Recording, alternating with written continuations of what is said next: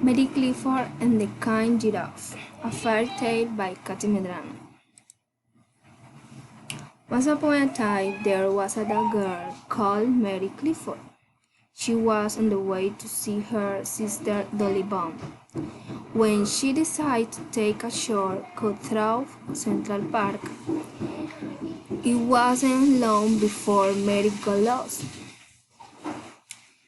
She looked around, but all she could see were trees. Nervously, she fell into her bag for her favorite toy, Bunny. But Bunny was nowhere to be found. Mary began to panic. She felt sure she had picked Bunny. To make matters worse, she was starting to feel hungry. Unexpectedly, she saw a kind giraffe dressed in a yellow jacket disappearing into the trash. Hold off, thought Mary, for the want of anything better to do. She decided to follow the peculiarly dressed giraffe. Perhaps it could tell him the way out of the forest. Eventually, Mary reached a clearing. In the clearing were two houses, one made from paper and one made from pancakes. Mary could feel her tummy rumbling. Looking at the house did nothing to ease her hunger. "Hello," she called. "Is anybody there?" Nobody replied. Mary looked at the roof on the closed house and wondered if it would be rude to eat somebody else's chimney. Obviously, it would be impolite to eat a whole house, but perhaps it would be considered as a table to nibble the off feature or like the old fitting in a time of need. Cackle broke through the air, giving Mary a fright, and we jumped into the space in front of the house. She was carrying a cage. In the cage was Bunny. "Bunny!" shouted Mary. She turned to the witch. "That's my toy." The witch just struggled. "Give Bunny back," cried Mary. "Not on your Nelly," said the witch. "And let's let Bunny out the cage." Before she could reply, the kind giraffe in the yellow jacket rushed in from a footpath on the other side of the clearing. "Hello, by giraffe," said the witch. "Good morning," the giraffe noticed Bunny. "Who is this?" "That's Bunny," explained the witch. "Oh, Bunny will look lovely in my house. Give it to me," demanded the giraffe. The witch shook her head. "Bunny is staying with me." Excuse me," Mary interrupted. "Bunny lies with me and not in a cage." Big Giraffe ignored her. "Is there nothing you'll trade?" he asked the witch.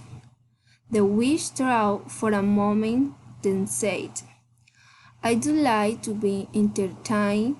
It rules into anybody who can eat a whole front door." Big Giraffe looked at the house made from pancakes and said, "No problem. I could eat an entire house made from pancakes if we want to."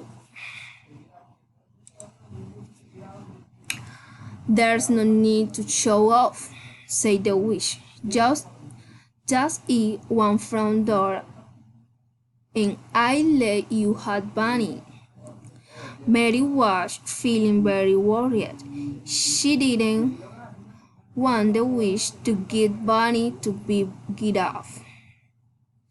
She didn't think Bunny would like living with a kind get off, away from her house and all her other toys. Big get off, but on his bed and withdrew a knife and fork from his pocket. "I'll eat this whole house," said Big Giraffe. "Just you watch." Big Giraffe pulled off a corner of the front door of the house made from pancakes. He gulped it down, smiling, and went back for more and more and more. Eventually, Big Giraffe started to get bigger, just a little bit bigger at first. But after a few more full of pancakes, he grew to the size of a large snowball, and he was everybody as around. "And I don't feel too good," said Big Giraffe. Suddenly, he started to roll. He grown so round that he could no longer balance. "Help!" he cried as he rolled off down slow into the forest. But Giraffe never finished eating. The front door made from pancakes, and Bunny remained trapped in the wish cave. "That is," said the witch, "I win. I get to keep Bunny." "No, no, so fast," said Mary. "There is still one front door to go. The front door of the house made from papers, and I haven't had a turn yet." "I don't have to give you turn," laughed the witch. "My game, my rules." The woodcutter's voice carried through the forest. "I think you should give her a chance. It's only fair." "Fine," said the witch. "But you saw what happened of the giraffe. She won't last long." "I'll be right back," said Mary. "What?" said the witch. "Where's your sense of impatience? Truth, you want Bunny back."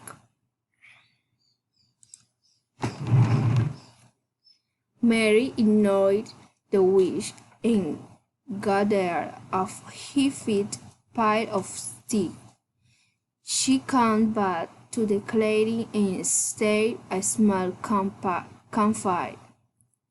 Careful, she broke off a piece of the door of the house made from papers and tossed it over the fire. Once it had cooked and cooled just a little, she took a bite. She quickly devoured the whole piece. Mary sat down on the nearby log. "You failed," clucked the witch. "You were supposed to eat the whole door." "I haven't finished," explained Mary. "I am just waiting for my foot to go down." When Mary's foot had digested, she broke off another piece of the door made from papers. Once more she tossed her foot over the fire and waited for it to cool just a little. She'd eat a leisure pace the wait for it to digest. Eventually, after several sittings, Mary was down to the final piece of the door made from papers. Careful, she tossed Mm. Careful, she toasted and allowed it to cool just a little. She finished her final course. Mary had eaten the entire front door of the house made from papers. The witch stamped her foot angrily. You must have it tricked me, she said, don't regret shading. I don't think so, said a voice. It was the woodcutter. He walked back into the clearing, carrying his haze. This little girl won't fair and square. No hand over Bunny, or I will show your broomstick in half. The witch looked at Ralph. She grabbed her broomstick and placed it behind her. Then, huffing, she opened the door of the cage. Mary hurried over and grabbed Bunny, shaking that her favorite toy was all right. Fortunately, Bunny was unharmed. Mary thanked the whole could grab a quick souvenir and hurry on to meet Dolly. It was starting to get dark. When Mary got to Dolly's house, her sister there her around. I was so worried, cried Dolly. You are very late. As Mary described her day, she could tell that Dolly didn't believe her.